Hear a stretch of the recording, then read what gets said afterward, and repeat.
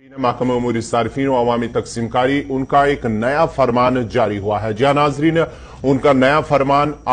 AAY और जो PHH categories में आते हैं उनके लिए एक नया फरमान जारी हुआ है। अब जो उनके राशन कार्ड होंगे उनकी तहकीकात होगी, इंक्वायरी होगी और उसके बाद ही ये उनकी जानिब से बाज़ाब्ता तौर पर हिदायत जारी कर दी गई है। अब TSO जो है तहसील सप्लाई ऑफिसर, उनको खुसूसी इख्तियार दिए गए हैं कि जो AAY और PHH कैटेगरी के राशन कार्ड होल्डर्स हैं उनके अब राशन कार्ड की तहकीकात बाज़ाब्ता तौर पर की जाएगी। आपको बताते चले कि जम्मू कश्मीर के अंदर करीब 65 लाख जो है वो इस कैटेगरीज में आते हैं। अगर हम बात करेंगे PHH कैटेगरी के लोग जम्मू कश्मीर के अंदर 56,31,000 के लोग PHH कैटेगरी के हैं और 9,21,000 AAY कैटेगरी में आते हैं, जिनमें से अगर हम बात करेंगे 56,31,000 के लोग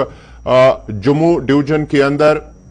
25,28,000 लोग आते हैं जम्मू डिवीजन के अंदर, जबकि कश्मीर के अंदर आते हैं 31 लाख और 3,000 लोग इस कैटेगरी में आते हैं। लेकिन इनके हवाले से जो शिकायतें इंतजामिया और साथ ही साथ मुतल्लिका महकमों को मौसूल हुए उसके बाद ही ये सारा मामला उठाया गया और बाज़ाब्ता तौर पर अब इनकी इंक्वायरी होगी, तहकीकात होगी। क्या किसी को ऐसे ही ये राशन कार्ड ना मिला, जिसको लेकर अब ये बाज़ाब्ता तौर पर TSOs को ये इख्तियार दिए गए हैं। उनकी जो राशन कार्ड जो है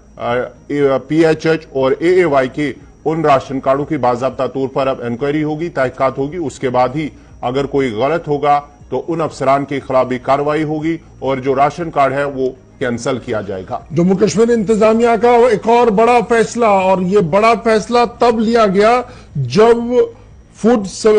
FCS और CA जो है consumer affairs, food and supplies और consumer affairs union territory Jammu Kashmir का, और जब उन्हें नोटिफाई कर दिया Jammu Kashmir food security rules जो SO 389 डेटेड 16/11/2001 था, जिसमें यह क्राइटेरिया लगा दिया गया था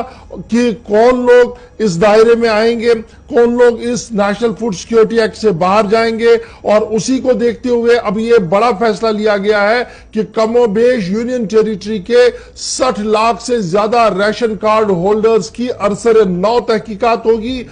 AAY और PHH कैटेगरी के तहत राशन कार्डों के पहले मरहले पर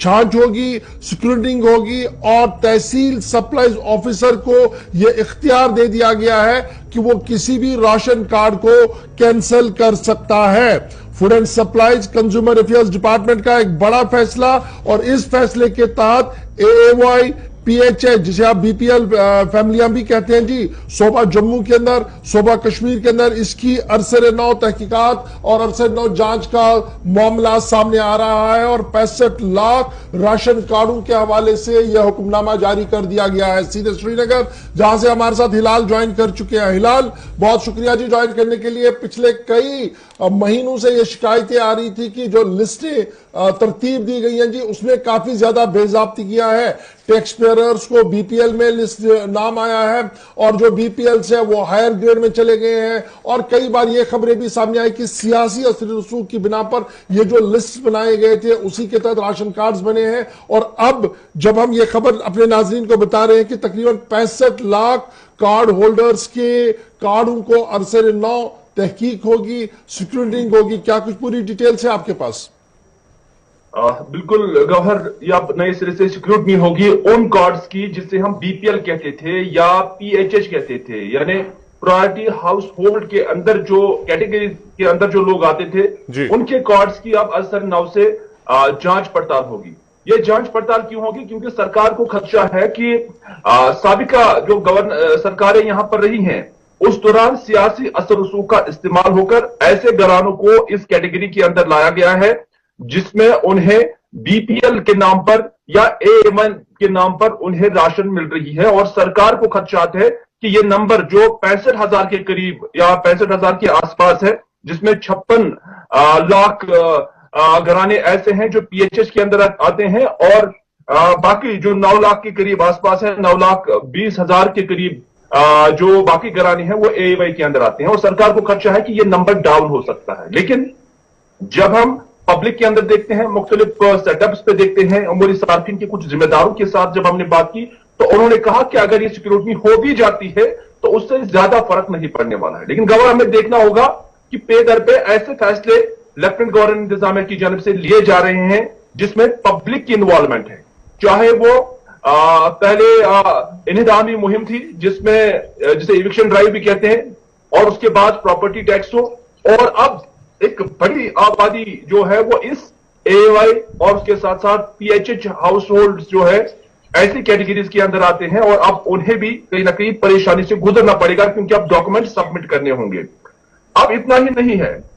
जैसा कि गवर्नर ने डिटेल्स दी है कि जम्मू के अंदर कितने लोग हैं और कश्मीर के अंदर कितने लोग हैं, लेकिन इसमें अब जो नया क्राइटेरिया रखा गया है वो ये है कि कोई भी हाउस होल्ड जिसका कोई भी घर का कोई भी फर्द टैक्स अदा कर रहा होगा, वो इस दायरे के अंदर नहीं आ सकता है। नंबर 1, यानी अगर घर का कोई भी फर्द टैक्स अदा कर रहा है तो वो इस दायरे के अंदर नहीं आ सकता है, वो एनपीएचएच में आ जाएगा। नंबर 2,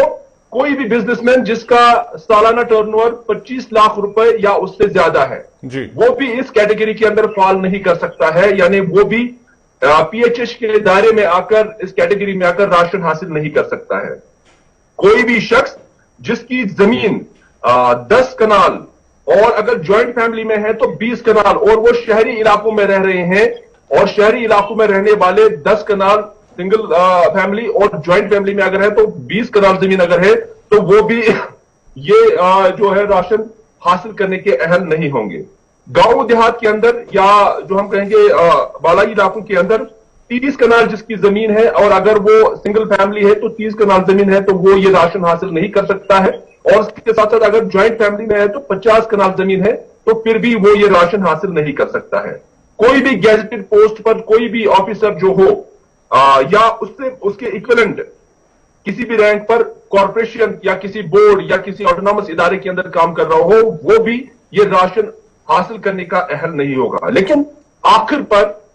जम्मू कश्मीर एडमिनिस्ट्रेशन की जानब से एक जो ऑर्डर जारी किया गया है उसमें एक धमकी जरूर है कि अगर किसी ने गलत इंदराज किया, गलत डॉक्यूमेंटेशन सबमिट किए और उसके बाद वो सामने आया कि किसी शख्स ने गलत तरीके से अपनी जो दस्तावेजात है या कागजात है वो भर दिए हैं और वो गलत थे, वो असल में नहीं थे, तो उसके खिलाफ कार्रवाई हो सकती है। कार्रवाई किस तरह की हो सकती है कि अगर वो कोई आम इंसान है तो उसके खिलाफ जुर्माना भी हो सकता है और उसको जेल भी ले जाया जा सकता है जी। और अगर वो सरकारी मुलाजिम है तो उसकी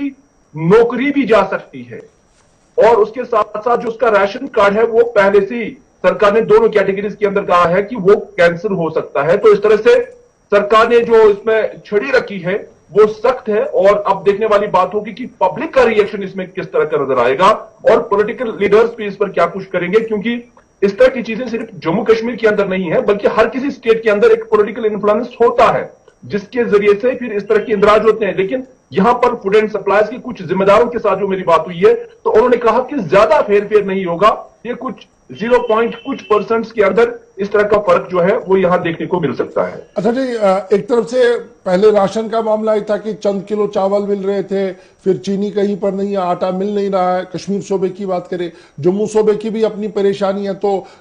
महकमे अमूर सार्फी में अवामी तकसीमकारी पहले से ही सुर्खियों में था। एक तो ये मामला था। दूसरा हमें यह भी पता है कि जब बैक टू विलेज और माई टाउन माई प्राइड के प्रोग्राम चल रहे थे तब भी इलेक्टेड रिप्रेजेंटेटिव्स और जो विलेज हेड्स है उनकी तरफ से फरिश्तें दे दी गई थी सरकार को कि जनाब इन फरिश्तों में जो आप चस्पा कर चुके हैं अमूर सार्फिन के आउटलेट्स पर राशन गांठों के बाहर और जो हमारे पास फरिश्ते हैं इनमें जी काफी ज्यादा तफावत है। इनमें बहुत सारे ऐसे लोग हैं जो शायद इस क्राइटेरिया में फॉल नहीं करते हैं। तो क्या मैं ये समझूं कि जो मुख्तलिफ क्वार्टर से शिकायतें आई, खतब किताबत का सिलसिला हुआ, उसी का ये संजीदा नोटिस है कि सरकार ने आउट ऑफ टर्न पूरे यूनियन टेरिटरी में इसको एक बार फिर स्क्रूटनाइज करने का फैसला लिया है? देखिए, नतीजा जो भी हो वो हम नहीं जानते हैं। सरकार इसे शिफाफियत और ट्रांसपेरेंसी के नाम से ताबीर करती है, लेकिन जब हम पॉलिटिकल लीडर से कहते हैं तो वो ये कहते हैं कि ये अवाम को सख्तगीर पॉलिसियों के झंझट में डालना है और उनके खिलाफ इस तरह की कार्रवाई करना, उनको अताब और अजाब का शिकार बनाना, ये पॉलिटिकल लोग कहते हैं। लेकिन सरकार इससे समझती है कि एक ट्रांसपेरेंसी है और हक वाले को हक मिलना चाहिए, और अगर कोई एनपीएचएच में आता है जिसे हम एपीएल कहते थे, अगर कोई उस कैटेगरी में अभी है लेकिन वो डिजर्व कर रहा है कि वो पीएचएच यानी बीपीएल या एवाई के अंदर आ जाए, तो वो भी अपनी फॉर्मेलिटीज जो है वो पूरी करके अपने हक की राशन हासिल कर सकता है। हालांकि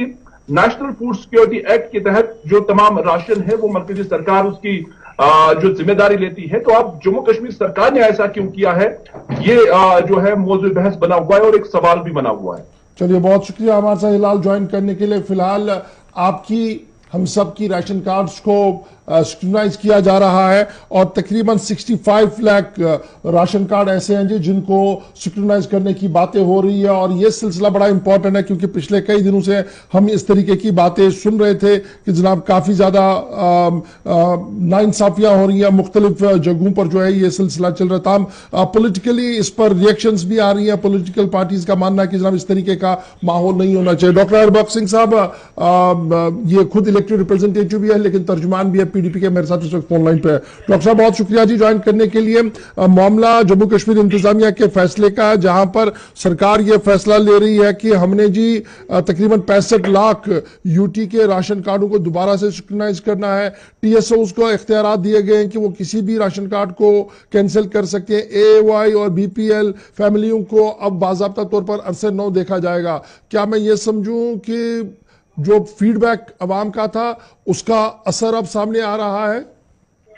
अशफाक साहब, बड़ा सेंसिटिव मैटर है क्योंकि मैं चेयरमैन भी हूं, जो हमारी विजिलेंस कमेटी है त्राल के लिए, मैं उसका चेयरमैन भी हूं और मैंने